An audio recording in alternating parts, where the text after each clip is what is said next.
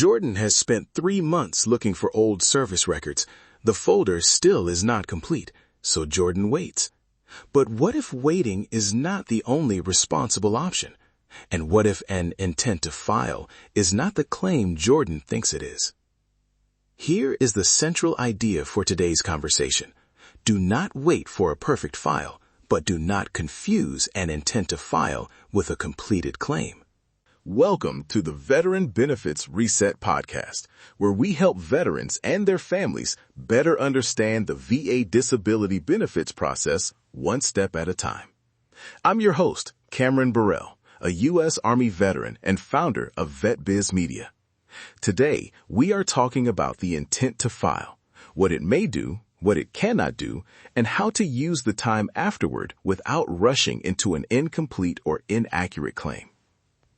This is an independent educational resource. It is not legal or medical advice, and it does not replace guidance from a VA accredited veteran service organization, claims agent, or attorney.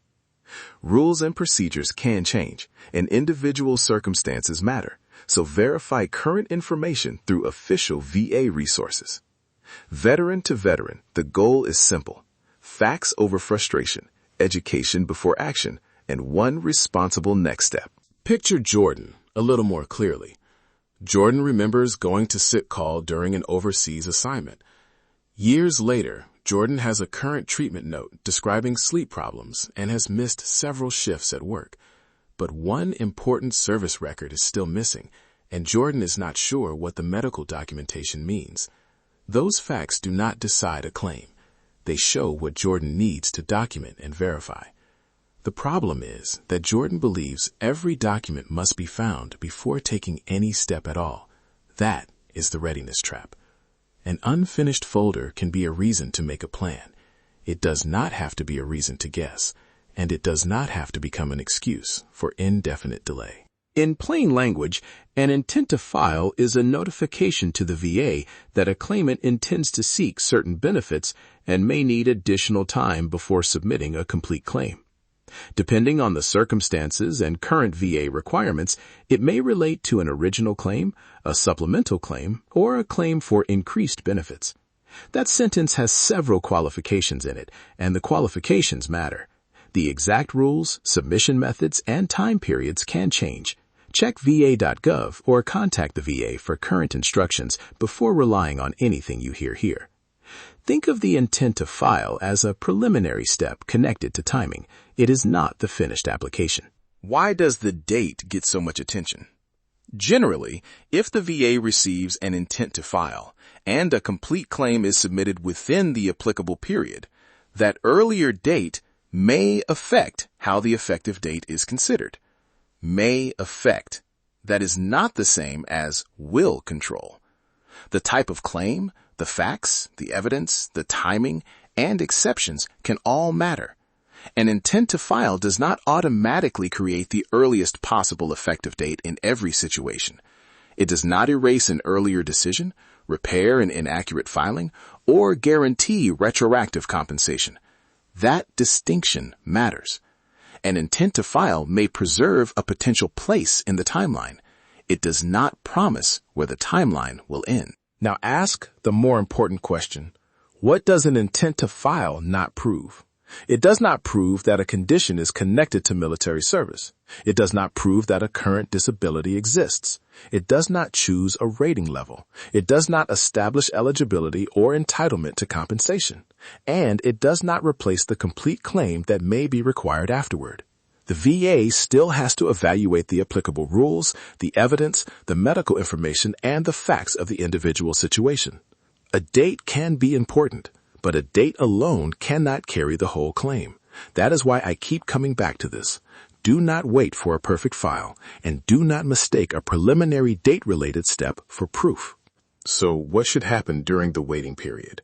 Start with 3 simple places to organize information. One is your military history. Gather what you can about service dates, duties, assignments, injuries, treatment, exposures, and relevant events. If you do not remember an exact date, mark it as something to verify. Do not fill gaps with guesses. Another place is medical evidence. Keep current records, older treatment notes, test results, medication information, and provider details together. Note where each document came from and when it was created. The third place is functional impact. Write down what is happening in daily life. Missed work, disrupted sleep, difficulty concentrating, movement limitations, or trouble completing ordinary tasks. Use honest examples. Do not exaggerate, and do not minimize what is actually happening. Veteran to veteran, I understand why a half-finished folder can feel like a reason to wait. Many of us were trained to complete the mission with the information already in hand. But benefits research often works differently. You may need to act carefully before you know everything. That does not mean acting blindly. It means recording what you know, identifying what you do not know, and finding the right source for the next answer. Create one page called Questions for an Accredited Representative. You might write, what type of filing am I considering? What current VA instructions apply? What date should I record? What evidence is missing? Which records can I request? What should I ask my healthcare provider? Would a VA-accredited VSO, claims agent, or attorney be appropriate for my situation? Here is where people often get tripped up. They wait indefinitely because they are trying to make the file perfect, or they submit an intent to file and assume the important work is finished.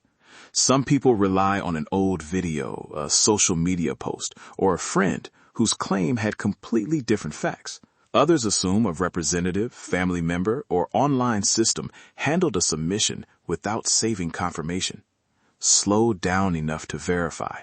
Keep copies. Record the date, the type of benefit involved, confirmation details, and any follow-up instructions. If information is uncertain, label it uncertain. Accuracy is more valuable than false precision.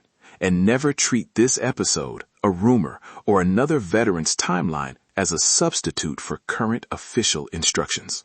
Let's return to Jordan. After reviewing the current VA instructions, Jordan records the date of the intent to file and saves the confirmation with the other claim-related documents. Jordan writes down what the filing is intended to address without adding conditions that are not understood or supported. Then Jordan builds the 3 folders. In the military folder, Jordan lists the assignment, possible treatment dates, and missing records to verify. In the medical folder, Jordan gathers the current treatment note and requests other relevant records. In the functional impact folder, Jordan writes brief, truthful examples about sleep, work, and daily routines. Jordan also contacts an accredited VSO and asks what the next filing step requires. Notice what Jordan does not do. Jordan does not assume approval. Jordan does not pick a rating in advance. Jordan does not treat the intent to file as evidence by itself. Jordan uses the time to create a clearer record. A family member can support that organization too. A spouse, caregiver, or trusted relative might help scan papers, build a document index, or keep a calendar of appointments and submissions. But support should preserve the veteran's own voice and accuracy. A family memory can be useful without being treated as a confirmed fact. On a simple index, record the document name, its date, where it came from, and why it may be relevant. Use a paper binder, a secure digital folder, or both. Protect private information and do not post medical records or claim documents publicly.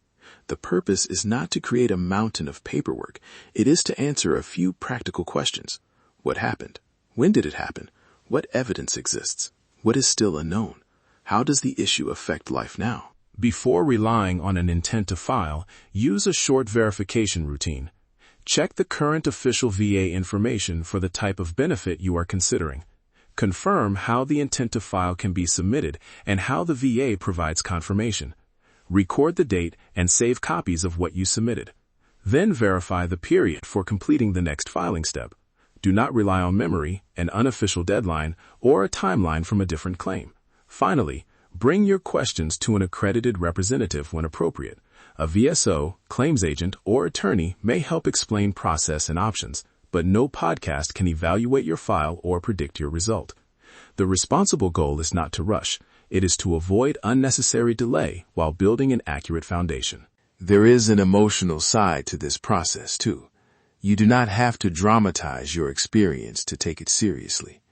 You also do not have to dismiss it because another veteran had a different job, deployment, or medical history. Describe your own facts as clearly as you can. If you have a medical concern, discuss it with an appropriate healthcare professional. If you have a benefits process question, use official VA information or speak with an accredited representative. Those are different conversations. Knowing the difference protects you from bad information. Preparation is not weakness. It is one way to respect your own history.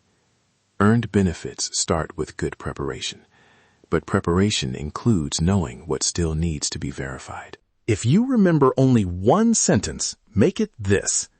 An intent to file may help preserve a potential place in the timeline while you prepare, but it does not prove the claim and does not guarantee an effective date, rating, eligibility, or compensation. That sentence helps avoid two opposite mistakes. One is paralysis, the belief that you must have every document before you can learn your options. The other is rushing, the belief that a preliminary filing means the important work is done.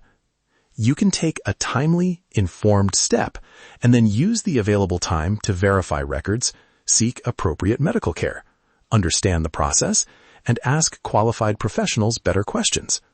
Organize, verify, execute, but do not confuse speed with preparation. Before the next episode, create one page with 3 headings: military records, medical evidence, and functional impact. Under each heading, write what you have, what you need to verify, and one question for an accredited representative. If you already submitted an intent to file, record the date, save the confirmation, and review the current VA instructions for the next required step. If you have not submitted one, do not treat this episode as a command to file. Verify the process first and consider speaking with a VA-accredited VSO, claims agent, or attorney when appropriate. One step, one record, one mission. Thanks for listening to the Veteran Benefits Reset podcast. I hope today's episode gave you a clearer understanding of the intent to file and one practical way to use the time responsibly. Remember, this podcast is an independent educational resource. It is not legal or medical advice, and it does not replace guidance from a VA-accredited veteran service organization, claims agent, or attorney. Verify current information through official VA resources, protect your private records, and seek accredited help when appropriate. If this episode helped you, follow the podcast, leave a review, and share it with another veteran, family member, or caregiver who could benefit. Download the free 7-step Veteran Benefits Reset Guide to help organize your military, medical, employment, and VA records. Visit vetbizmedia.com/veterans7. Thank you for listening to the Veteran Benefits Reset podcast. And remember, your service did not expire. Your story is still worth reviewing. Take the next responsible step.